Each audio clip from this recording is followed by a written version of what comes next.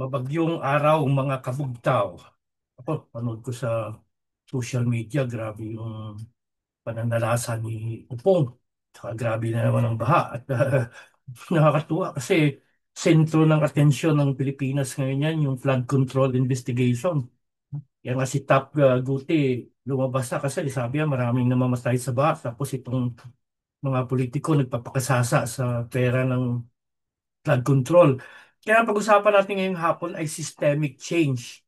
Hindi lang system change, kundi systemic change. Sa sociology kasi, pag sinabing systemic, it describes a phenomena, especially social problems, that are not individual actions, but are deeply rooted in the structure, policies, and practices of a society, affecting its most fundamental parts and pervasive across various institutions rather than originating from isolated individuals. So malalim, halimbawa, systemic corruption, systemic racism. No? Yun talaga na talagang ano na, nakaugat na, malalim ang pagkaugat sa lipunan at hindi lang gawain ng isang tao, kundi gawain ng ah, mga tao sa lipunang iyon. Yun ang systemic. No? Kaya kailangan natin ng Pilipinas, hindi lang system change, kundi systemic change. Kasama na dyan ang politika, ang kultura, pagkikipag-ugnay sa ibang bansa, no? Napakalawak na usapin tong systemic change, napakakomplikado at napakahirap, no? Pero limitahan ko lang sa politics, sa korupsyon at saka sa kolonyalisasyon. Tatlong bahagi lang, kahit yun, medyo mahaba yun at komplikado yun. Pero so, ano rin natin, isa-summarize na natin, no? Una sa politika, simula eleksyon, andyan yung bribery, vote buying, oh, tapos bibenta nila sa ang boto nila, tapos magagalit sila kung corrupt ng politiko. Siyempre, babawiin yon. May nakakapanood ko lang sa Facebook, may nakita akong post na galit ngayon sa 2028, tanga na naman. Pero ngayon, ang vote buying, hindi na masyado kasi ang bayaran nandun na sa COMELEC kasi electronic voting na nga eh. Yun pa nga masama sa eleksyon natin kasi hindi mo talaga nalalaman kung sinong nanalo kasi puro electronic cheating. Tsaka mahirap i-trace kasi yung magnanakaw, insider mismo. No? So, napaka-corrupt. No?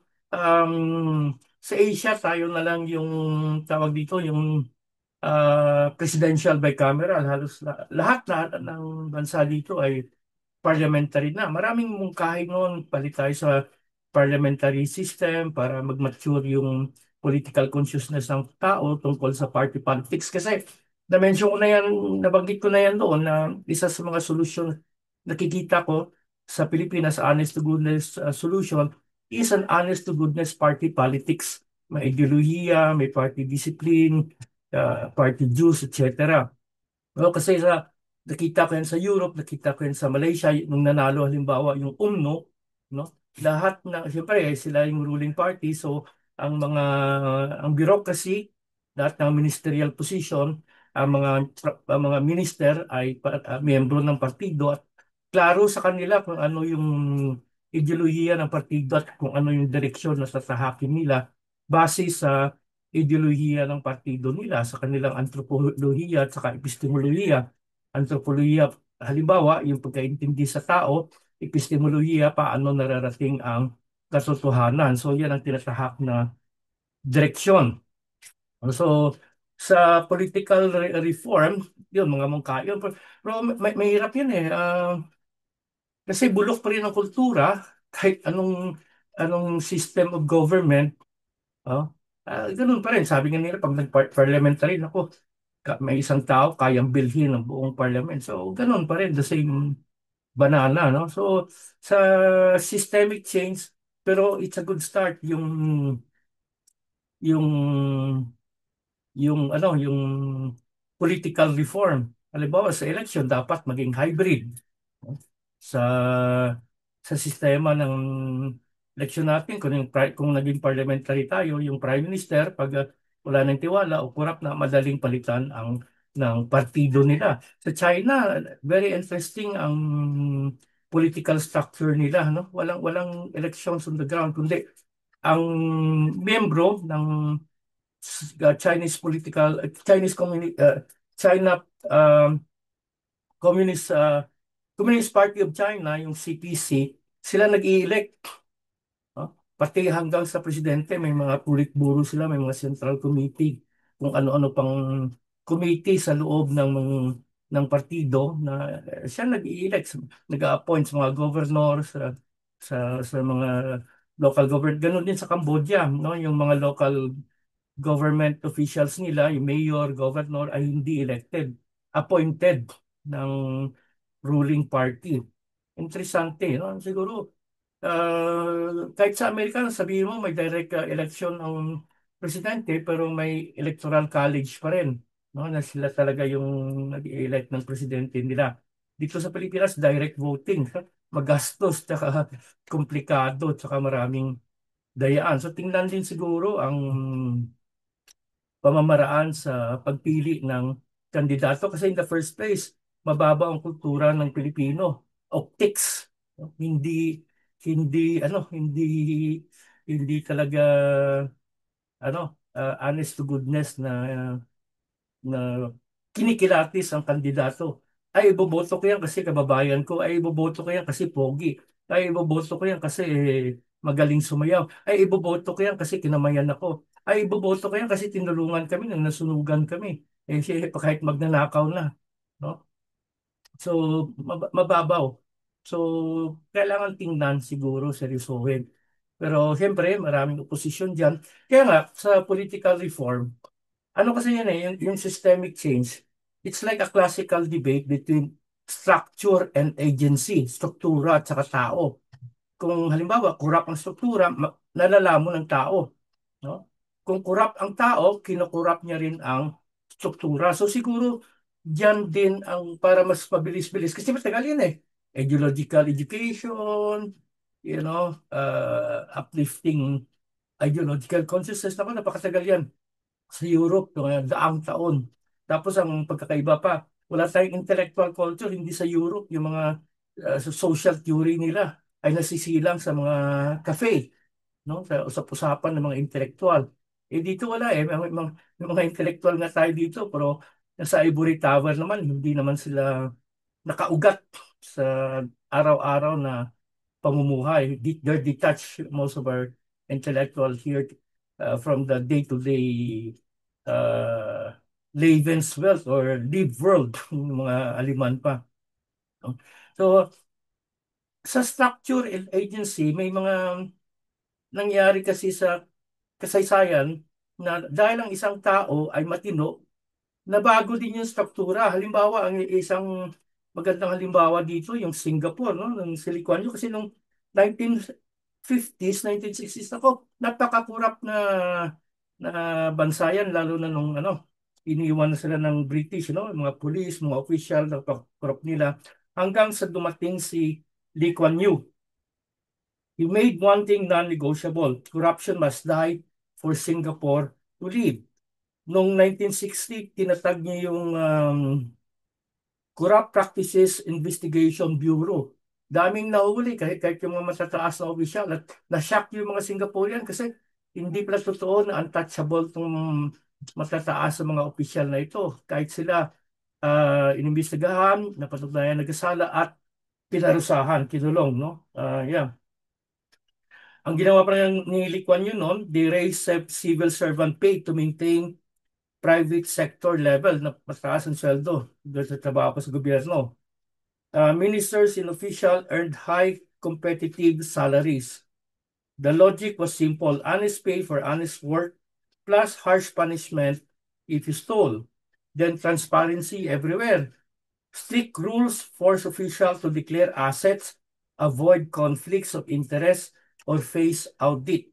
E dito may may SALN, Declaration of Asset and Liabilities pa wala. Pino-forge sa mga pinipike naman yun eh. No? Procurement was open and competitive. Eh dito sa atin may bidding sa mga project na ito. pero nare-rig pa rin, no? Na-award pa rin sa favored constructor. Kasi ang style kasi dyan, isang tao may-ari ng several construction company, lahat sila magbibid. Kahit sinong manalo dyan, no? Panalo pa rin yung may-ari ng company na yan, na may kasabwat sa DPWH, may kasabwat sa mga politiko. Sa Saldico, mas worse, siya na yung politiko, siya pa yung contractor, no? Grabe talaga. Even whistleblowers have legal protection. The system left little room to cheat. No? Yung mga whistleblower niya. Kaya nung 1965, ang GDP nila was only $500 per person. Poorer than the Philippines. Today, it's $80,000. Sa atin sa Pilipinas, 4,500 lang ang GDP natin. No? Some say corruption is cultural or just part of being Asian. Singapore proved that wrong. It was once as corrupt as us, Philippines, but the systemic reform and strong will turned it around. No? So, yan. Kung may matino, meron kaya tayo niyan dito sa Pilipinas. May uusbong kaya na leader na talaga masasabi nating matino. Yan, tinitingnan nila si Magalong at saka si Vico Soto. Yung problema kay Vico Soto, tuta ng kano is being groomed by the Americans to be the next president. So optics na palabas na malinis. Si Magalong, wala, politiko rin, no? Nakikipaglaro. Tinanggap niya pa yung appointment kay BBM para sa investigation itong mga flood control projects na wala rin. No? So, kailangan na matinong leader. No? At saka medyo may signs of hope kasi yung September 21 rally ay nagpapakita galit na rin ng mga Pilipino sa korupsyon na inspiring sila doon sa Indonesia at saka sa Nepal. That's a very, very good sign. Kailang kahit sa rally na yun, hati. Kasi may yung sa Luneta, saka sa shrine, yung mga pare doon, yung mga kaliwa doon, mga kakampings, mga dilawan. Galit daw sila sa korupsyon pero no Marcos resign. Anong klaseng logic yan? Kasi si Marcos ngayon yung punot dulo ng korupsyon saka yung asawa niya. No? So, okay. Finance pa raw ni Tambalus yun. Saka ni Lisa Marcos yung sa Luneta rally. Kahit yan, yung tunay talaga, yung United People's Initiative doon sa Camp Aguinaldo. Pero kahit dyan nagpapakita, no? Pero ang bottom line dyan, galit mga tao sa korupsyon. Kailangan lang siguro i-guide, no? Sa tamang direksyon. Pero may mga tao talaga matigas ang ulo kasi nasisilaw sa pera siguro or sa ideological bias nila o sa galit kay Duterte. Kaya nila matanggal si Marcos kasi si Sara yung papalit. Natural, siya yung vice president, siya yung sinasaan ng konstitusyon. Ito yung mga ayaw matanggal si Marcos at uupo si Sara. For sure, ang nasa likod dyan mga Amerikano. Kasi siyempre si Sara susundin yung independent foreign policy nila natin na nakasaad sa konstitusyon. So, systemic change una sa politika, pangalawa, korupsyon. Pangatlo, ito, yung kolonyalisasyon ng mga dayuhan, lalo ng mga Amerikano.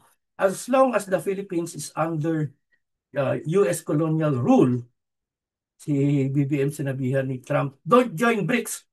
Sagot ni BBM, yes sir.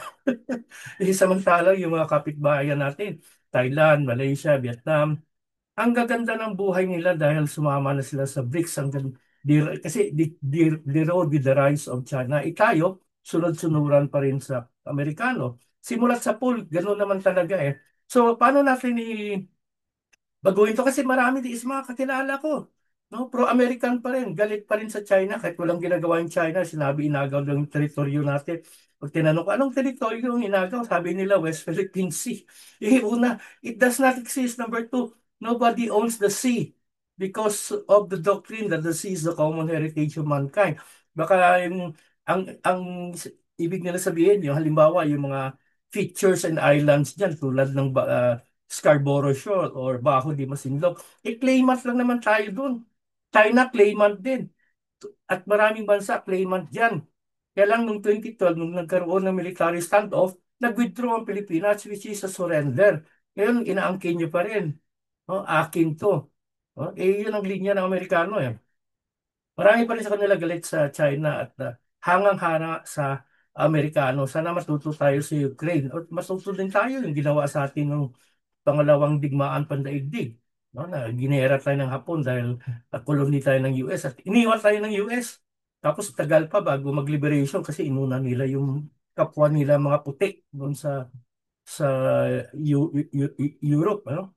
Yan, yan sa mahabang ano din niya proseso po sa naniniwala ako na ang edukasyon ay isang mahalagang aspeto dyan.